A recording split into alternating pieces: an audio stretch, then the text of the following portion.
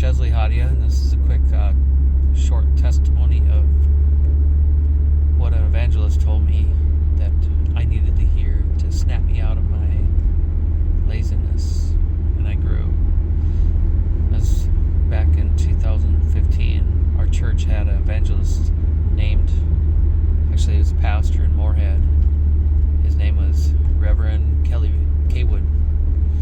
He was facing life in prison, and he cried out on his knees in his cell, cried out to God, "If you let me out, I will tell everyone the rest of my days about you." So he was released. The judge let him go, and he got his testimony in a book, From the Prison to the Pulpit.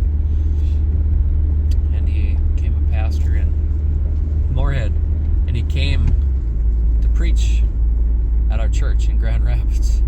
And me and my wife were there. We actually walked to the altar,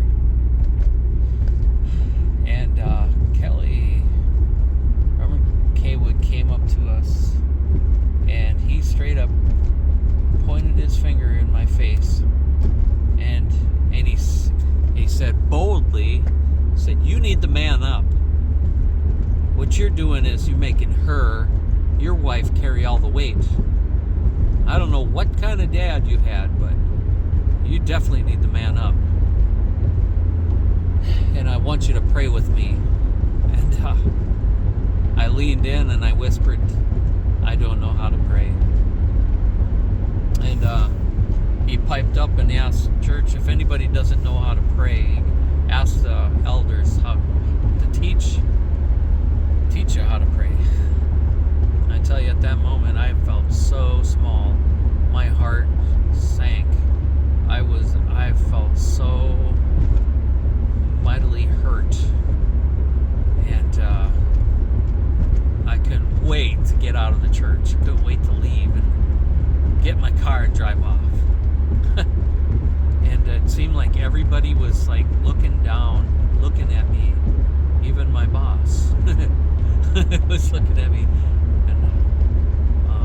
I'm just making my way out, and I look to my left, and I see my wife over there. I knew she was talking to others. I knew that she knew how I felt. So I made it to my car, and I instantly just started crying. My heart was just spilling out, and I was so hurt, and I made up in my mind I'm never coming back. I was deeply offended, and I just wanted to leave. But two men came out to talk to me in the car. One was Brother Marlette, and the other was, actually both of them were Marlettes, Ron and Guy. They both prayed with me before I left. And there was a revival. See, Kaywood was doing a revival, so he was going to be back that evening. I told my wife I don't want to come back to the evening service. She's like, "Oh, yes, you are." Well, I'm like, "I do not." I was like, in my mind, I was like, I don't want to face him anymore. But I fought. I did come back for the evening service, and I had to. It was a hard evening service, but eventually I got through it. But as a couple years went by,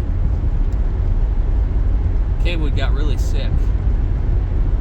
Well, actually, I'll rewind. I started manning up. I started learning things, how to run a chainsaw, and do and keep a job. I got a job, and I just fought with everything I had to keep making my hours and making money to pay the bills. And as we had kids at home, and it, hearing those words was powerful, and it pierced my heart to grow, and it was a really, really, really good thing. And at the time, I did not understand that. But Kaywood almost died from a severe infection in the hospital. My pastor actually went to visit him, and I did in fact pray for him. And God told me to listen. I didn't even know when his sermon was going to be back online from his church. I just went back on. I found his church service, and it was him preaching, and it was first service back from the hospital after being out for months, and I had no idea. I thought he was back preaching a long time ago. So that message was for me. It was. I can't remember what it was about, but it was definitely for me. And then Kelly Kaywood went to men's retreat after he was all better, and I saw him and he preached, and I went up to him and I thanked him. I said, thank you for telling me what you did back then. And he said, I remember you.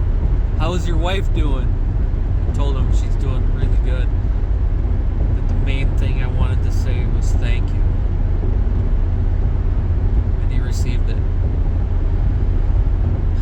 And then COVID came along, and he got sick with that, and he passed away.